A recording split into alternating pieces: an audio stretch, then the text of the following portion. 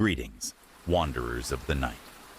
I'm the Keeper of Tales, here to guide you into a world of dreams. I know you've come to this video to drift off into sleep, so before we begin, give it a gentle like and join the circle by subscribing.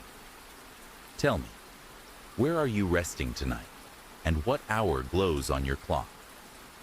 Settle in, let the worries fade, and surrender to the calm, the silent bell of Dunraven Crag.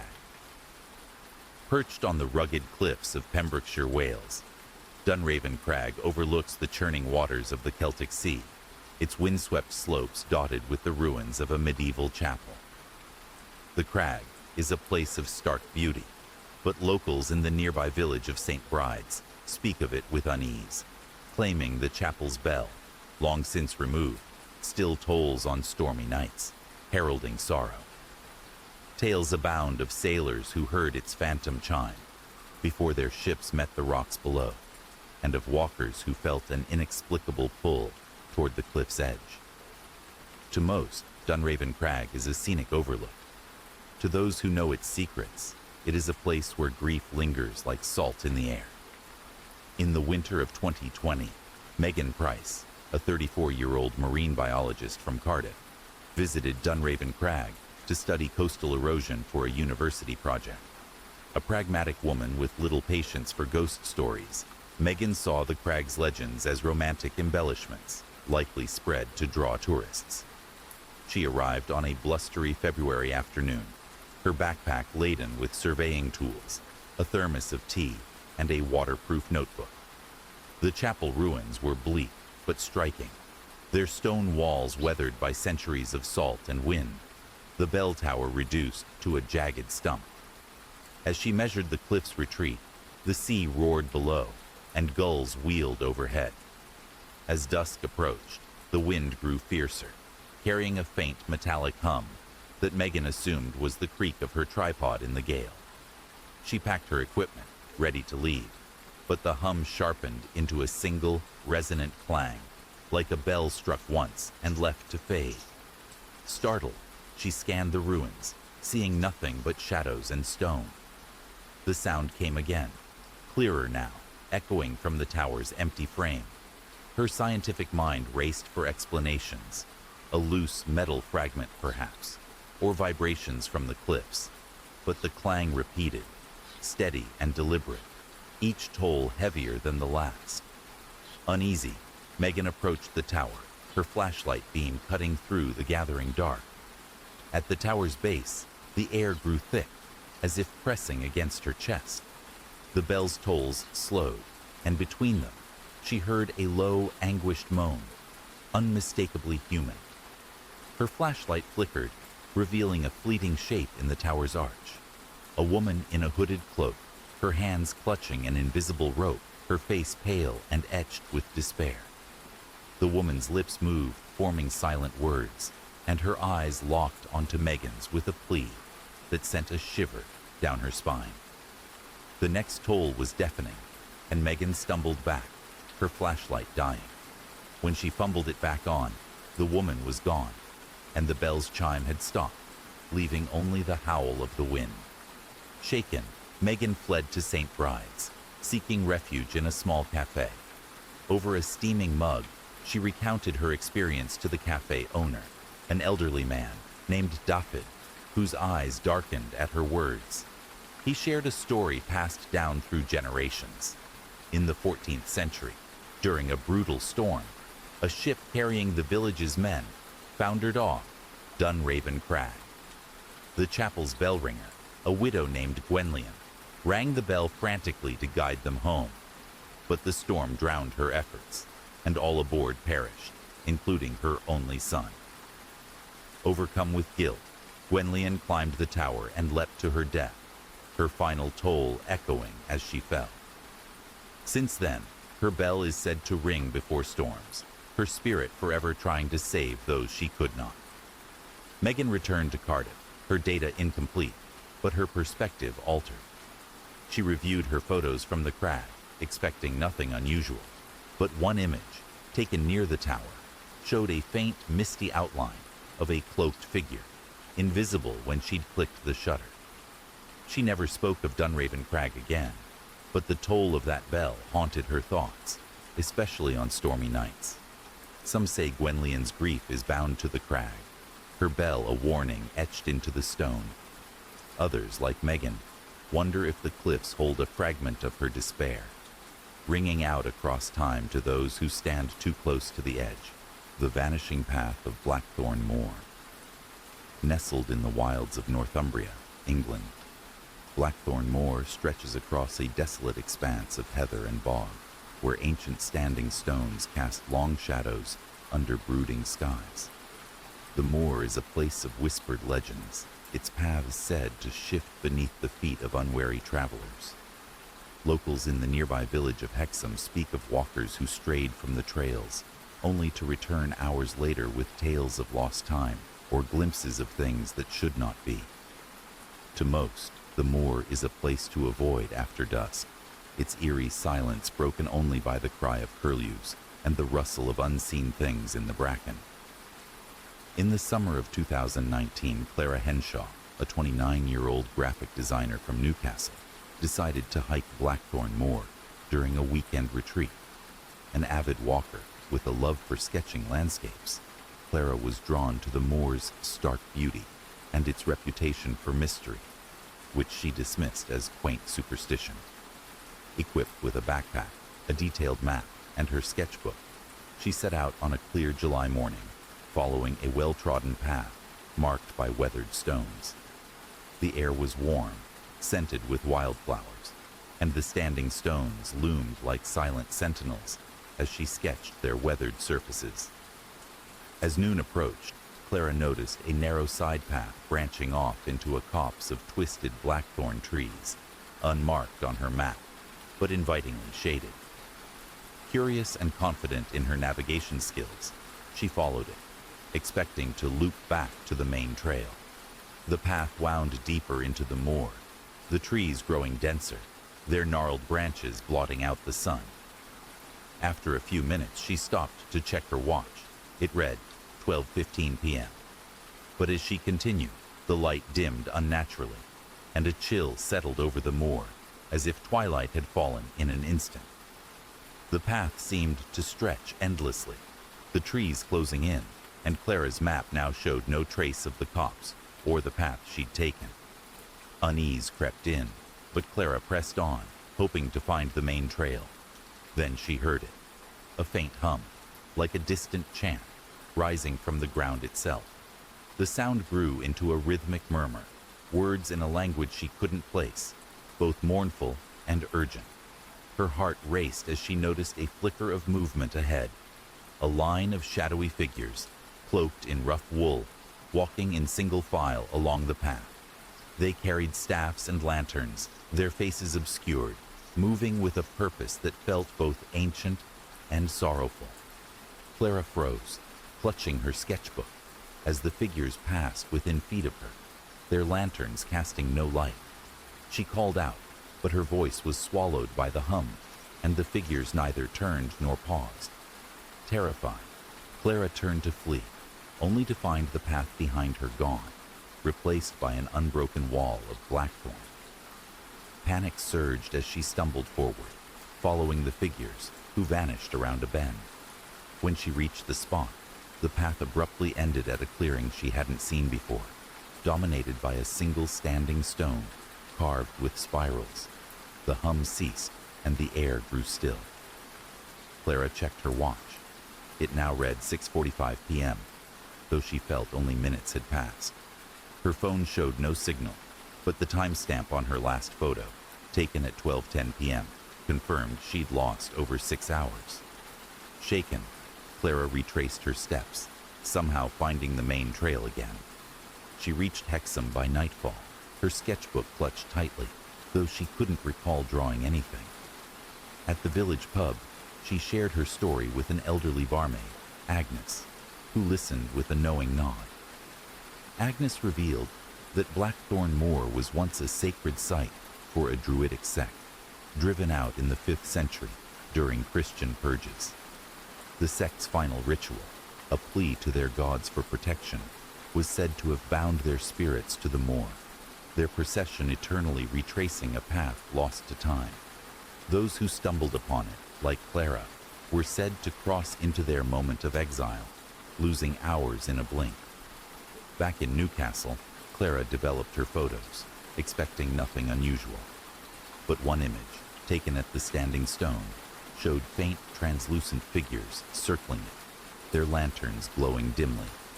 Figures she hadn't seen when she pressed the shutter. She never returned to Blackthorn Moor, but the hum lingered in her dreams, and her sketches from that day depicted a path she couldn't remember drawing. Some say the moor's paths are alive, shifting to ensnare the curious, replaying the Druid's last march. Others, like Clara, wonder if the moor is a tier in time, where the past walks alongside the present, waiting for those who stray too far. Whispers. Outside the tent. A couple of summers ago, I went camping with two of my friends. We picked a remote spot miles away from the nearest town, deep in the woods where you could barely get any cell service. It was supposed to be a weekend to disconnect. Just us, a campfire, and the stars overhead. The first night went exactly like we planned. We set up the tents, cooked over the fire, told stupid stories, and laughed until our voices echoed through the trees. It felt peaceful out there, isolated in the best way. The second night was different. The air had shifted, colder, heavier. Even the woods sounded different. The usual chorus of crickets and rustling leaves had fallen almost completely silent, like the forest was holding its breath. We tried to brush it off. Maybe it was the weather. Maybe it was just in our heads. By midnight, we crawled into our tents, zipped them up, and tried to sleep.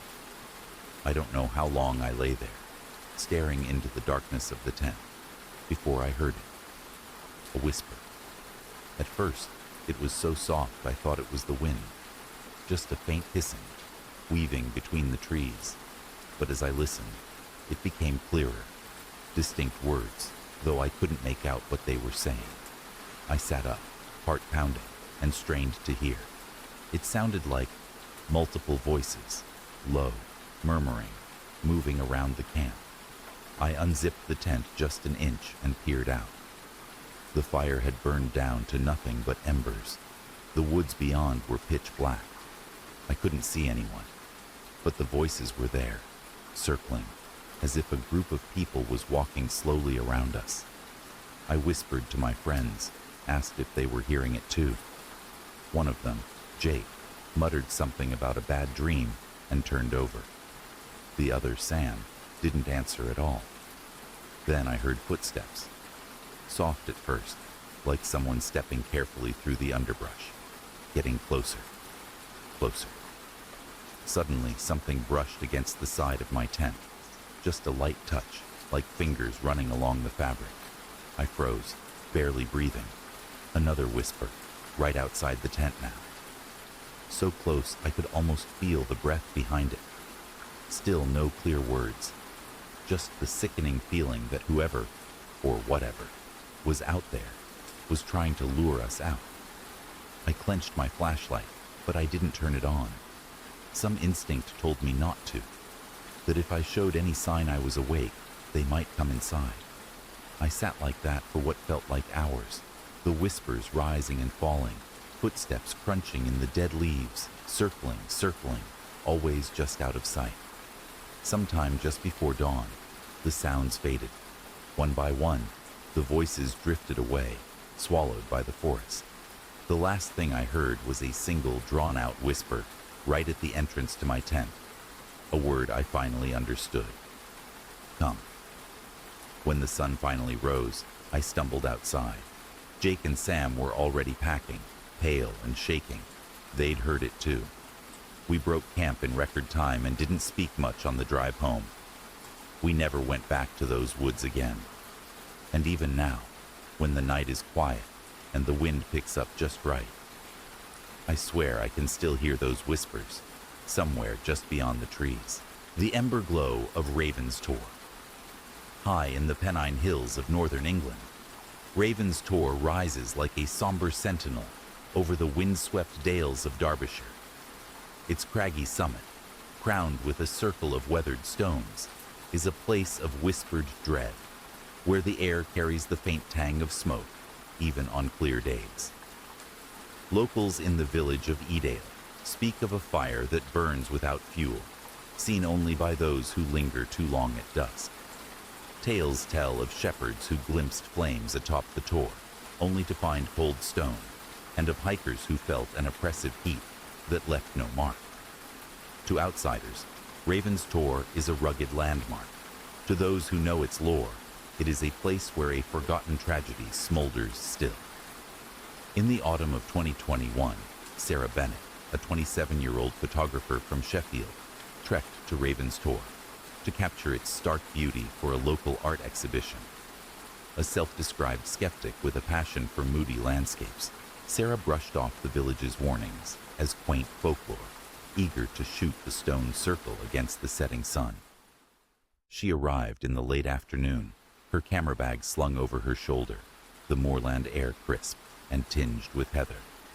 The Tor loomed above, its stones etched with faint, spiraling patterns she assumed were natural weathering. As she set up her tripod, the wind carried a distant crackle, like twigs snapping underfoot. As the sun dipped below the hills, casting long shadows, Sarah noticed a faint glow pulsing at the center of the stone circle, like embers catching in a breeze.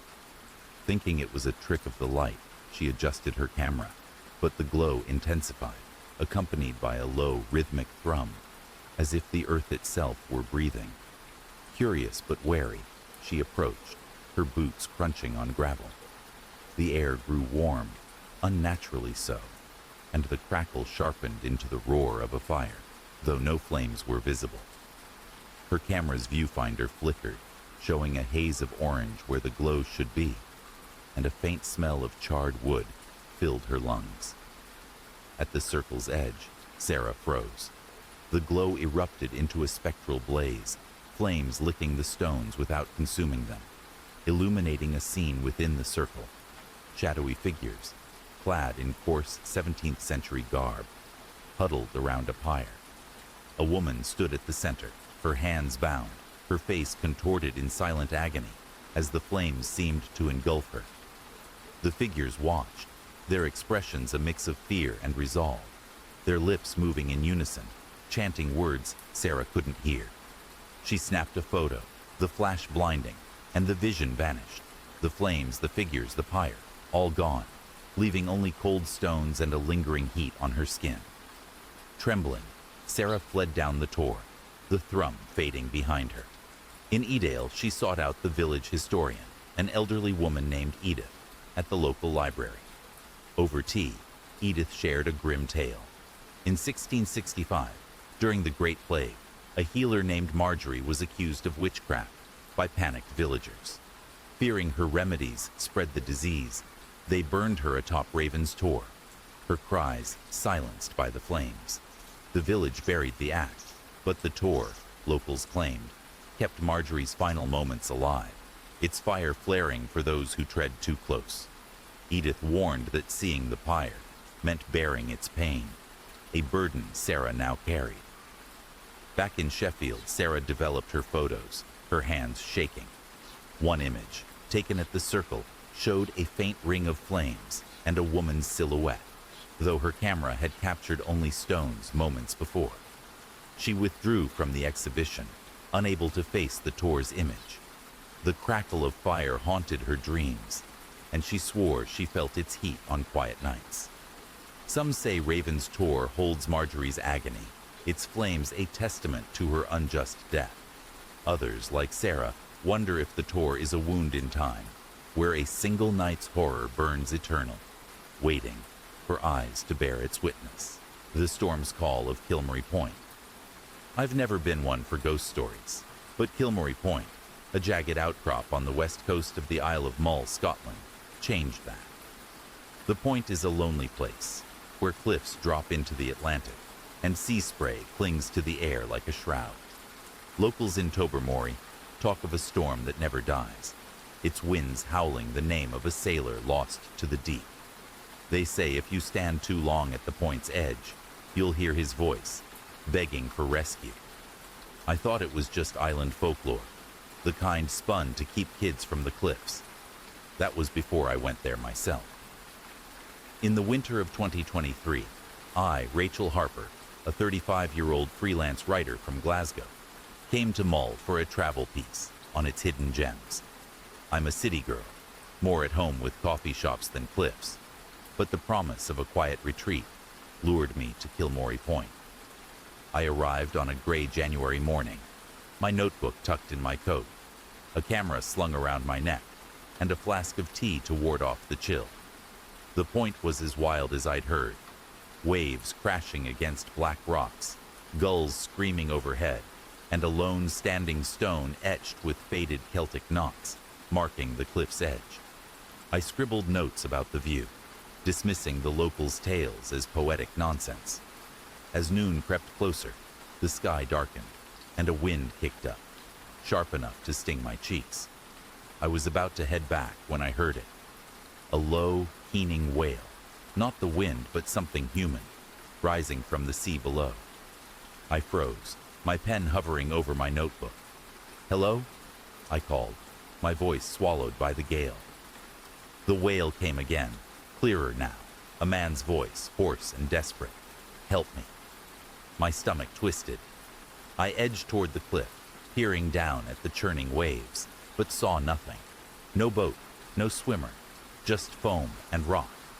Thinking it was my imagination, I turned away, but the wind roared, and the wail became a plea. "Don't leave me." My heart hammered. I fumbled for my camera, snapping a photo of the sea, hoping to capture something, anything, to explain the voice.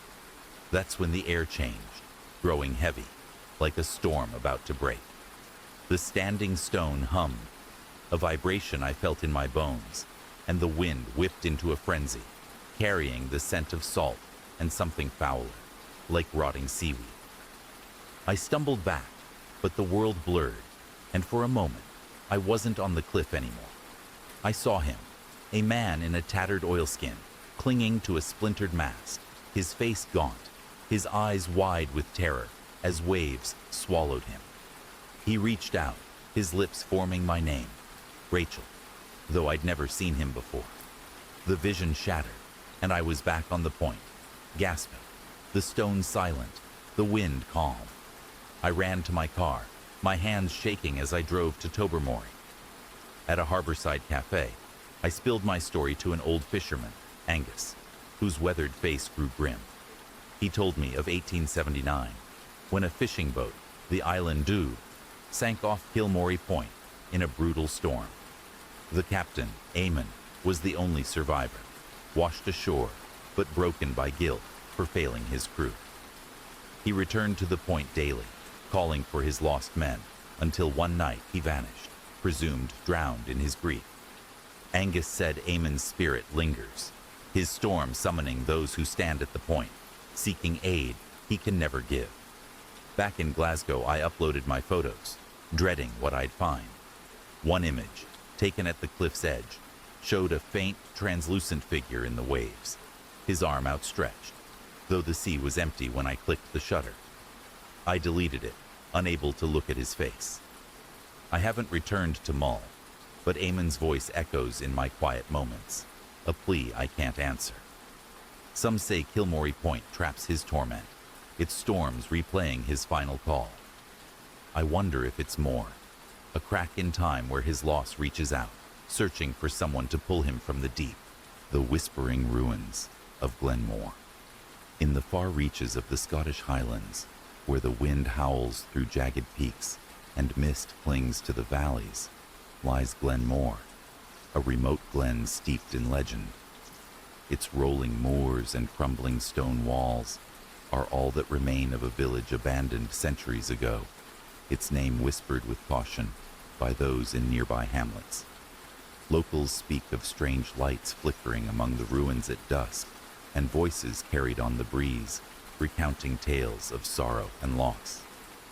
To outsiders, Glenmore is a place of haunting beauty, To those who know its history, it is a place where the past refuses to rest. In the autumn of 2017, Ewan Fraser, a history teacher from Aberdeen, ventured to Glenmore to research a book on forgotten Highland settlements. A practical man in his late 30s, Ewan dismissed the local superstitions as colorful folklore, attributing them to the isolation of the region. Armed with a notebook, a camera, and a map, he arrived at the glen on a crisp October morning, the air heavy with the scent of damp earth and heather. The ruins were as he'd imagined, scattered stones marking the outlines of long-gone homes, a collapsed kirk, and a single intact archway, etched with faded Gaelic runes. As he sketched the archway, he felt a peculiar chill, though the sun was high and the wind still. By mid-afternoon, Ewan had explored most of the site, taking photos and jotting notes about the village's likely demise during the Highland clearances. As he sat on a moss-covered stone to eat a sandwich, he noticed a faint sound, like a low murmur, rising from the direction of the kirk. Thinking it was the wind whistling through the broken walls, he ignored it and continued writing. But the sound grew clearer, resolving into what sounded like a man's voice, hoarse and pleading, though the words were indistinct. Curious but cautious, Ewan stood and approached the kirk, his boots sinking into the soft earth. Inside the roofless kirk, the air felt heavier, as if the ruins were holding their breath. The murmuring stopped abruptly, replaced by silence so profound it made Ewan's ears ring. He scanned the empty space, seeing only crumbling stones and patches of grass. Then, from the corner of his eye, he caught a flicker of movement near the altar, a shadow that seemed to shift against the light. Heart pounding, he raised his camera and snapped a photo, the flash illuminating the ruins. In that brief burst of light, he saw him, a man in tattered 18th century clothing, his face gaunt and streaked with dirt, kneeling at the altar with his hands clasped in desperation. The figure's eyes met Ewan's, wide with anguish, before the flash faded and the kirk returned to emptiness. Ewan stumbled back, his breath shallow. He checked his camera, but the photo showed only the altar, no trace of the figure. Convinced he'd imagined it, he tried to rationalize the experience, perhaps exhaustion or the power of suggestion from local tales. But as he turned to leave, the murmuring resumed, now accompanied by a woman's soft sobbing, echoing from the archway outside. Against his better judgment, Ewan followed the sound, his legs trembling. Under the archway, he saw nothing but felt an overwhelming wave of despair, as if the air itself carried the weight of unspeakable loss. Terrified, Ewan fled the glen, driving back to the nearest inn in a daze. That evening, over a pint, he confided in the innkeeper, a weathered woman named Morag, who'd lived in the area all her life. Hesitant at first, she shared the story of Glenmore's final days. In the 1790s, during the clearances, the village was forcibly emptied by landowners. A crofter named Lachlan, unable to bear leaving his ancestral home, defied the eviction orders. When soldiers came, Lachlan's wife, Elspeth, pleaded for mercy, but in the chaos, both were killed in the kirk, their bodies left among the ruins. Since then, locals claimed their grief lingered, their voices haunting the glen, heard only by those who lingered too long. Ewan returned to Aberdeen, shaken but determined to include Glenmore in his book. He developed his photos, hoping for evidence, but found only one anomaly. In the image of the archway, faint streaks of light formed the outline of two figures, one kneeling, one standing, though no such shapes were visible when he took the shot. He never returned to Glenmore, but the experience left him questioning his skepticism.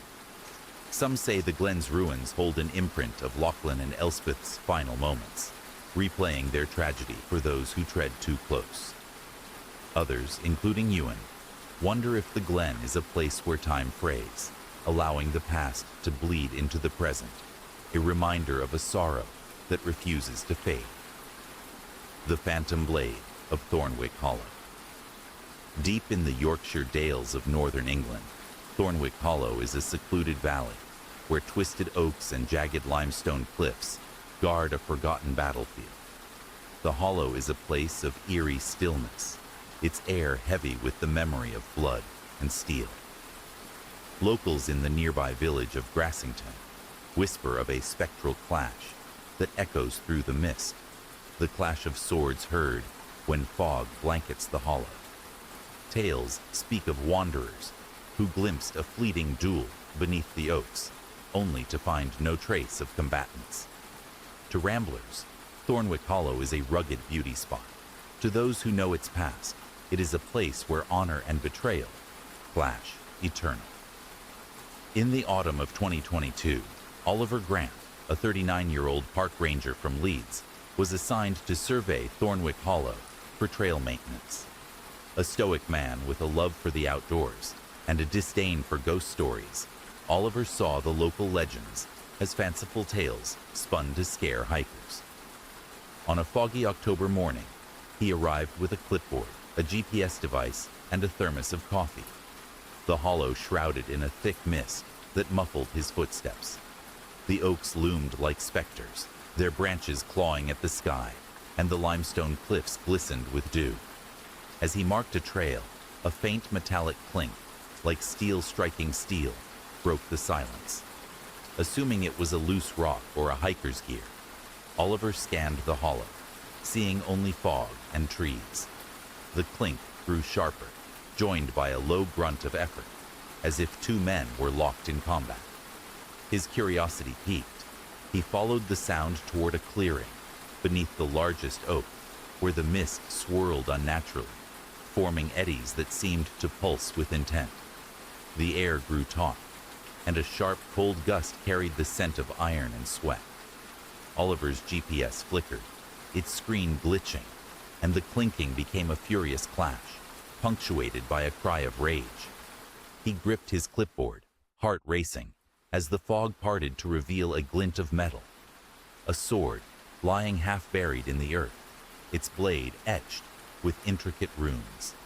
Compelled to touch it, Oliver reached for the sword, but as his fingers grazed the hilt, the clearing erupted in motion. Two figures materialized from the mist, clad in 18th century garb, one in a tattered red coat, the other in a dark cloak, their swords locked in a deadly dance. The red-coated man, his face scarred and furious, parried a blow from his cloaked opponent, whose eyes burned with betrayal. Their blades sparked, and the ground beneath Oliver trembled, as if the hollow itself were reliving their fury. The cloaked man staggered, clutching his chest, and his gaze met Oliver's, a silent accusation that froze him in place. With a final clash, the figures vanished, the sword dissolved into mist, and the hollow fell silent, the fog lifting to reveal an empty clearing. Shaken, Oliver stumbled back to Grassington, seeking answers at the village inn. There, an old blacksmith, Thomas, shared a tale of 1745, during the Jacobite Rising. Two brothers, Alistair and Duncan, swore loyalty to opposing sides, one to the crown, one to the Stuarts. Their feud culminated in a duel in Thornwick Hollow, where Alistair, the elder, struck down Duncan in a fit of rage, only to die of his own wounds days later. The brothers' swords were buried with them, but the hollow, Thomas said, replayed their betrayal for those who disturbed its peace, the blade a conduit for their unending strife. Oliver returned to Leeds, his survey unfinished, the clash of swords echoing in his mind. He reviewed his GPS data, finding a single anomaly, a brief video clip recorded unintentionally, showing a faint blur of two figures beneath the oak, though he'd seen no one when it was captured. He avoided Thornwick Hollow thereafter, but the weight of that glance lingered. Some say the hollow traps the brothers' fury, their duel a wound that bleeds through the mist. Others, like Oliver, wonder if the valley is a stage where time replays its darkest oaths, waiting for hands to touch the blade that binds them, the forgotten feast of Hollow Vale. in the shadowed heart of County Galway, Ireland. Hollow Vale is a windswept hollow where the River Corrib bends around a cluster of ancient yew trees, their gnarled roots clutching the earth like skeletal hands. The Vale is a place of quiet dread, its mossy stones and sunken paths avoided by locals who murmur of a cursed banquet that never ends. Tales persist of travelers hearing laughter and clinking glasses on moonless nights, only to find the Vale empty, its air thick with the scent of decay. To visitors, Hollow Vale is a picturesque relic. To those in nearby Ballinasloe, it is a place where the dead dine in silence. In the spring of 2022, Liam Walsh, a 42-year-old accountant from Dublin, visited Hollow Vale to settle a family matter. His late uncle had left him a small plot of land nearby, and Liam, ever practical, saw the trip as a chance to assess its value. A man of numbers, not superstitions, he scoffed at the village pub's warnings about the Vale, chalking them up to rural exaggeration. On a damp April evening, armed with a flashlight and a surveyor's map, he drove to the hollow, parking near a stone bridge that marked its edge. The yews loomed in the twilight, their branches swaying despite the still air, and a faint mist curled along the riverbank. As Liam surveyed the land, noting boundaries under the beam of his flashlight, he caught a whiff of something odd. Roasted meat and spiced wine, as if a feast were nearby. Puzzled, he followed the scent toward the yews, where the ground dipped into the Vale's heart. There, beneath the trees, he saw a flickering glow, like candlelight, spilling from an open space he hadn't noticed before. As he approached, the scent grew stronger, mingled now with a sour note of rot. A low hum of voices, jovial, then strained, reached his ears, accompanied by the clatter of plates. Assuming a local gathering, Liam called out, but the sounds ceased abruptly, leaving only the river's murmur. Curiosity overriding caution, Liam stepped into the clearing. Before him stood a long oaken table, set for a grand banquet. Silver goblets, platters of steaming food, and chairs, filled with figures in tattered finery, their faces pale and hollow. At the table's head sat a man in a velvet doublet, his eyes sunken, raising a goblet in a silent toast. The guests mirrored him, their movements mechanical, their lips moving without sound. Liam's flashlight wavered as he noticed the food: molded bread, rancid meat, wine clouded with sediment. Yet the figures ate, their jaws grinding in eerie unison. A woman in a frayed gown turned to him, her gaze empty, and pointed to an empty chair, as if inviting him to join. Panic seized Liam. He backed away, but the ground seemed to shift, the yews closing in like a cage. The table glowed brighter, and the figures' silent feast grew frenzied, their hands tearing at the spoiled food, their eyes now fixed on him. A chilling realization hit. The chair was meant for him. He bolted, tripping over roots, the laughter resuming behind him, now cold and mocking. When he reached his car, gasping, he glanced back. The Vale was dark, the glow gone, the scent vanished. His flashlight showed only muddy footprints, but his map, dropped in the chaos, was missing. Shaken, Liam sought answers at the pub, where an old farmer, Seamus, shared a grim tale. In the 1690s, during the Williamite War, a wealthy merchant hosted a lavish feast in Hollow Vale to celebrate a truce. But betrayal poisoned the night. Rival clans, invited as guests, massacred the host and his kin, leaving the table untouched. The bodies were buried in unmarked graves, and the Vale was shunned, its feast said to replay for those who disturbed its rest. Seamus warned that joining the table meant joining the dead, a fate Liam had narrowly escaped. Liam sold the land without returning, but the memory clung to him. Weeks later, sorting his uncle's belongings, he found an old sketch of a banquet, the table and figures identical to those in the Vale, though the paper was dated 1701. He burned it, unable to bear its weight. Some say Hollow Vale traps the betrayed, their feast a curse that ensnares the unwary. Others, like Liam, wonder if the Vale is a stage where history's wounds replay, waiting for one more guest to claim its empty seat. The Midnight Call. This happened to me last winter. I had just moved into a new apartment in a quiet part of the city. It was an old building, with narrow hallways and peeling wallpaper. The kind of place that felt a little forgotten by time. I didn't mind it. I liked the solitude. One night I was already in bed, trying to sleep after a long week at work. It was just past midnight when my phone rang. I remember looking at the screen, expecting to see a call from a friend, or maybe a family member. But there was no name, just a number, a string of digits that didn't look familiar at all. I hesitated before picking it up. I wasn't expecting anyone, but curiosity got the best of me, and I swiped to answer. "Hello?" I said, my voice still thick with sleep. The other end was completely silent. No sounds at all.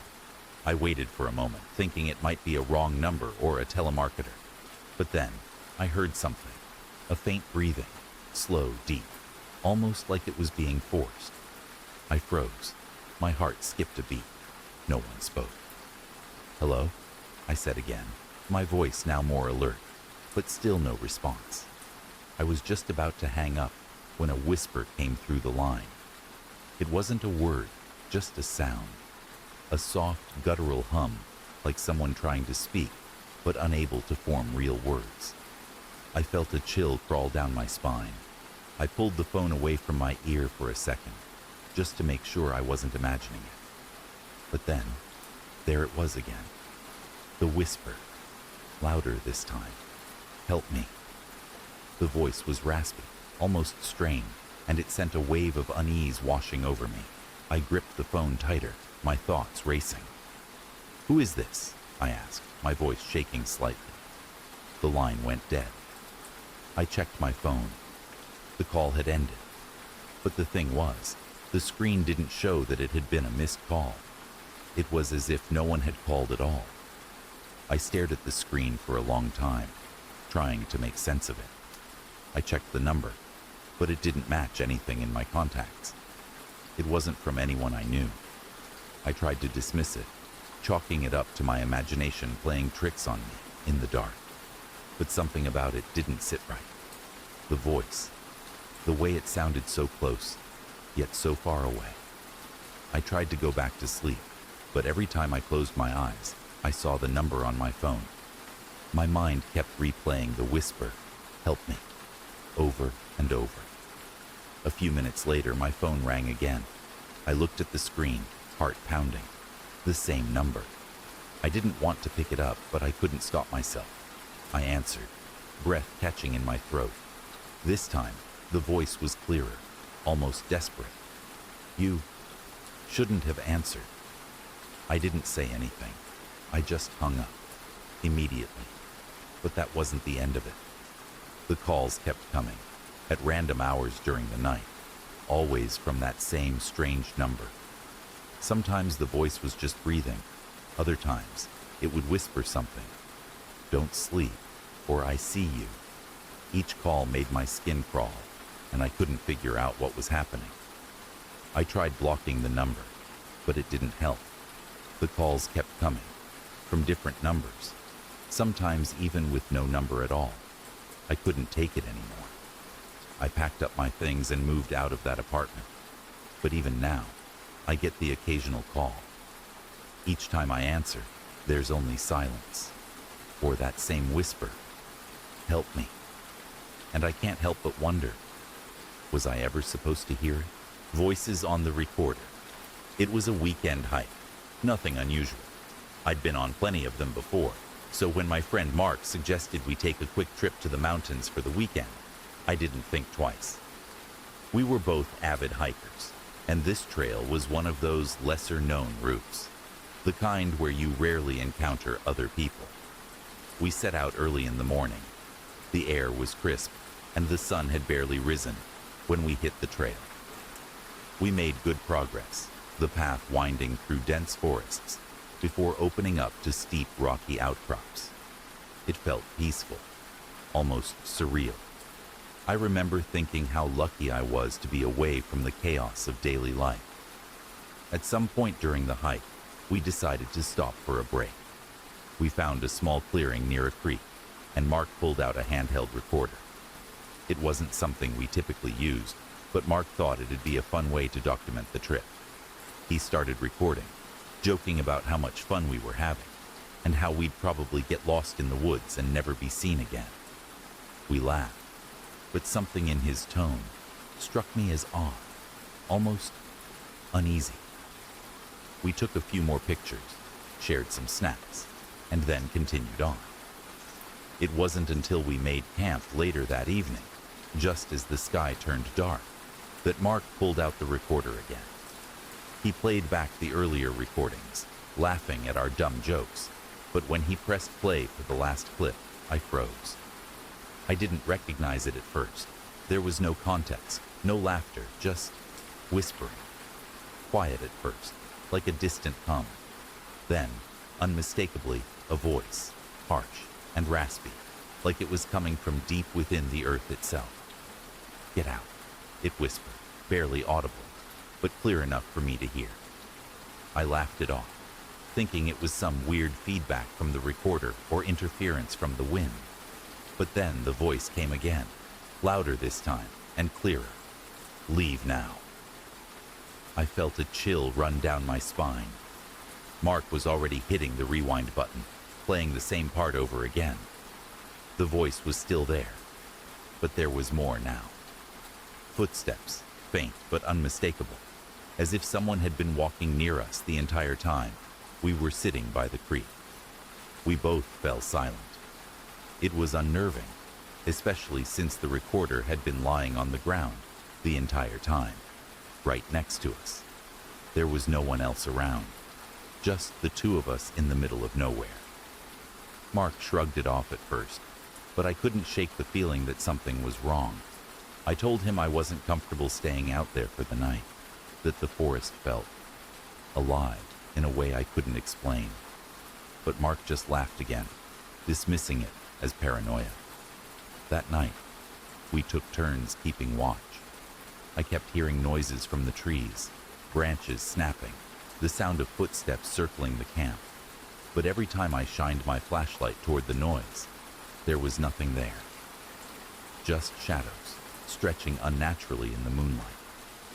The next morning, we packed up and headed back down the trail, trying to laugh off the weirdness of the night before. But something was different. The woods felt off. The air seemed heavier, like it was pressing down on us. Every turn in the trail felt like we were being watched. When we finally reached the parking lot, I felt a sense of relief wash over me. It wasn't until we were back home that I decided to check the recorder again. I didn't even have to press play. The moment I turned it on, I heard it. A low hum, followed by a voice, clearer than ever before. "Stay away."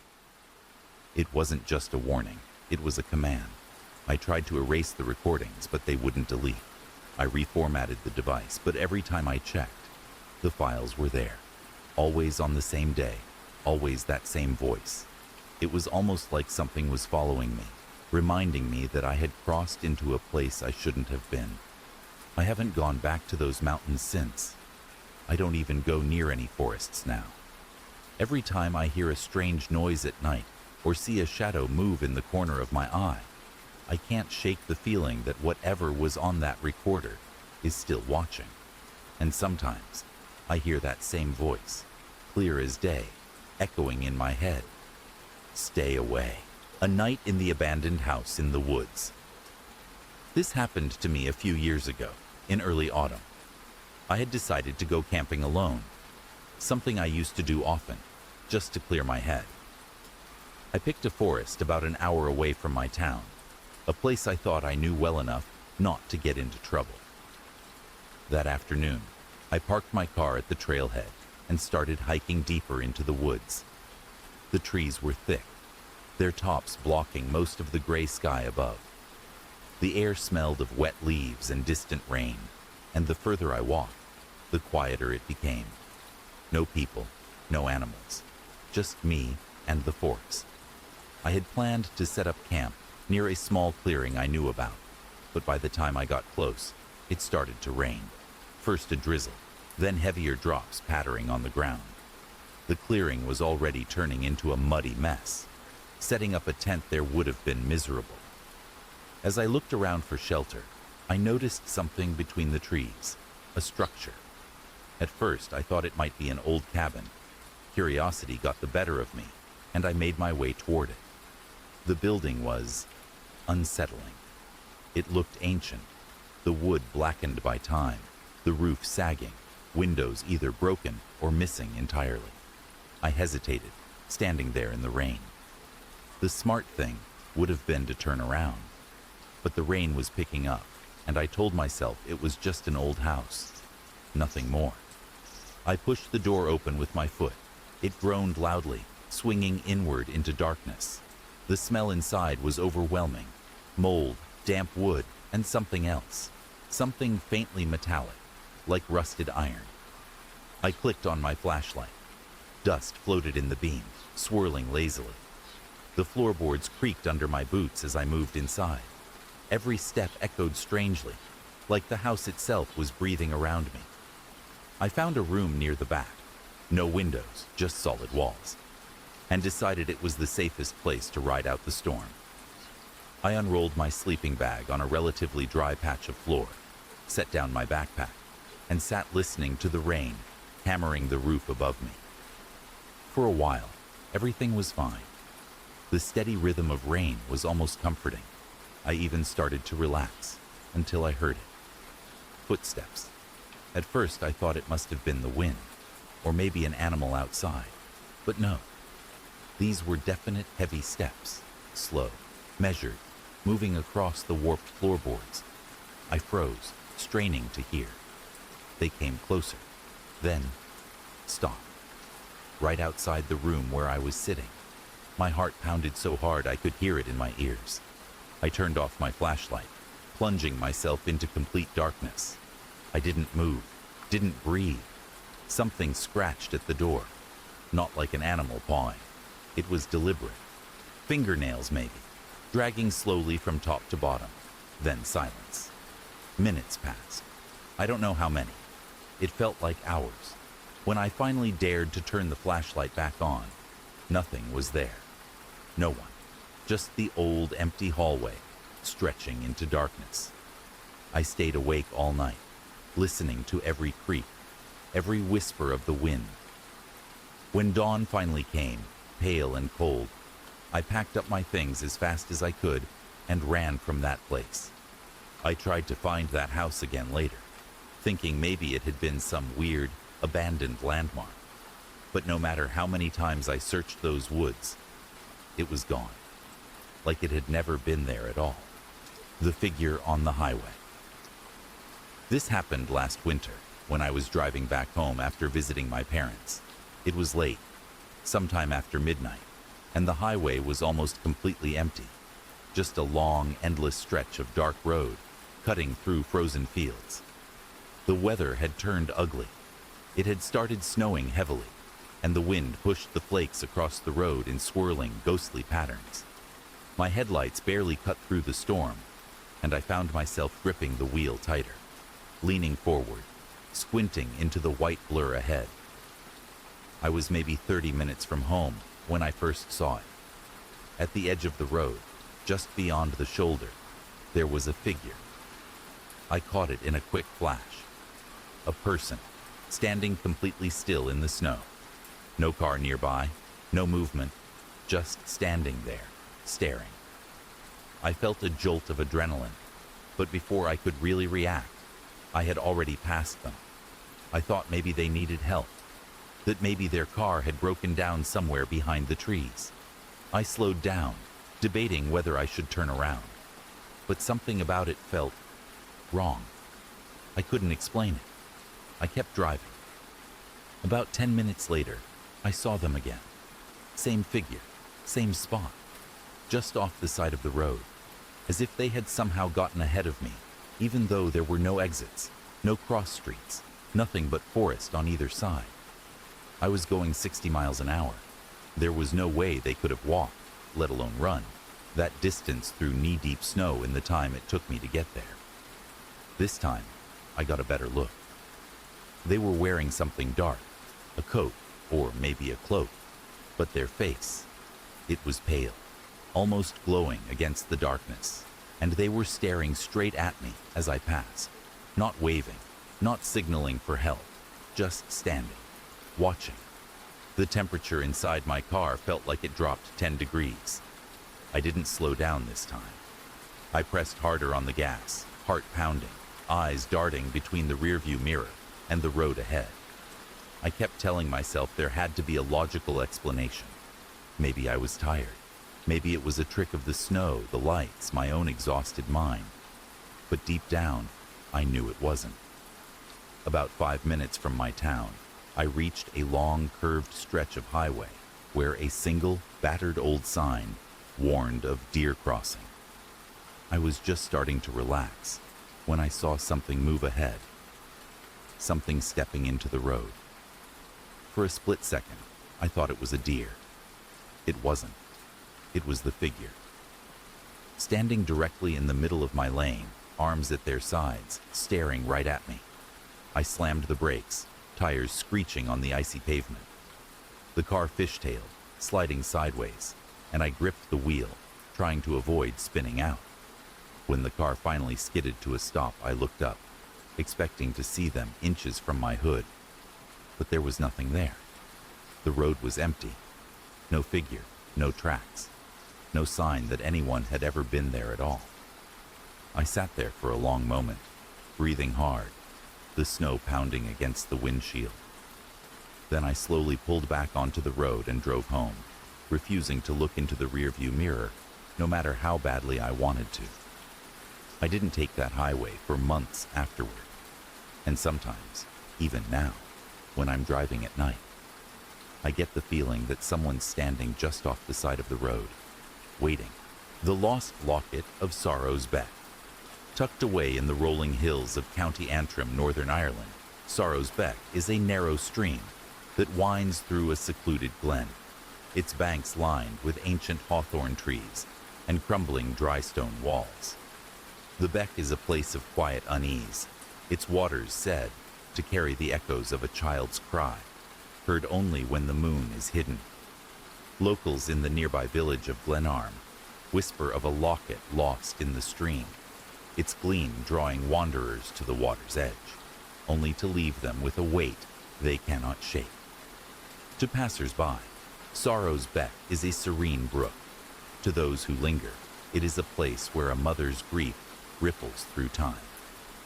In the summer of 2023, Fiona Kelly, a 31-year-old librarian from Belfast, visited Sorrow's Beck to escape the bustle of city life. A reserved woman with a fondness for local history, Fiona was intrigued by the glen's folklore, but saw it as charming myth, not reality. On a warm June afternoon, she arrived with a picnic basket, a book on Irish legends, and a small journal to jot down thoughts. The beck sparkled under the sun, its shallow waters gurgling over smooth pebbles, and the hawthorns bloomed with creamy blossoms. Settling on a flat stone by the stream, Fiona began reading, the gentle ripple of the water soothing her nerves. As the afternoon waned, a glint in the beck caught Fiona's eye, a flash of silver beneath the surface, like a coin or jewel. Thinking it was a lost trinket, she leaned closer, dipping her hand into the icy water. Her fingers brushed something smooth and metallic, but as she grasped it, a sharp, childlike wail pierced the air, high and desperate. Startled, Fiona yanked her hand back, the object slipping away. The wail grew louder, joined by a woman's anguished sob, both sounds emanating from the stream itself. Her heart pounding, Fiona scanned the glen, seeing no one, but the air turned heavy, laden with a sorrow that pressed against her chest. Drawn by an inexplicable urge, Fiona waded into the beck, the cold biting her ankles. The glint reappeared, and this time she retrieved it, a small heart-shaped locket, its surface engraved with a Celtic knot, tarnished, but intact. As she held it, the wail intensified, and the water around her seemed to shimmer, revealing a fleeting vision. A young girl in a 19th century dress, clutching the locket, her face streaked with tears, while a woman in a shawl knelt beside her, reaching out in vain. The girl's lips moved, forming the word "Mama," before the scene dissolved, the beck returning to its tranquil flow. Fiona stumbled to the bank, the locket clutched in her trembling hand, the cries fading, but their weight lingering in her heart.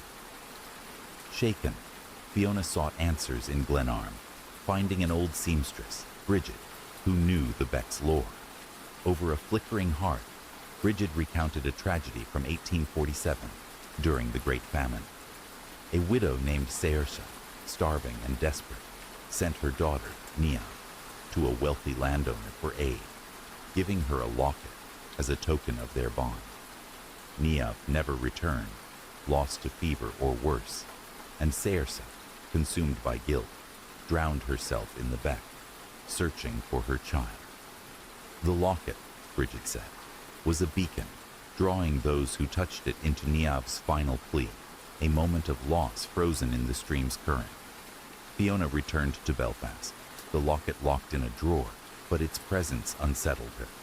She photographed it for her journal, and one image, taken by the beck, showed a faint outline of a girl's hand reaching from the water, though no such figure was visible at the time. Fiona donated the locket to a local museum, unable to bear its sorrow, but she felt Niamh's cry in quiet moments.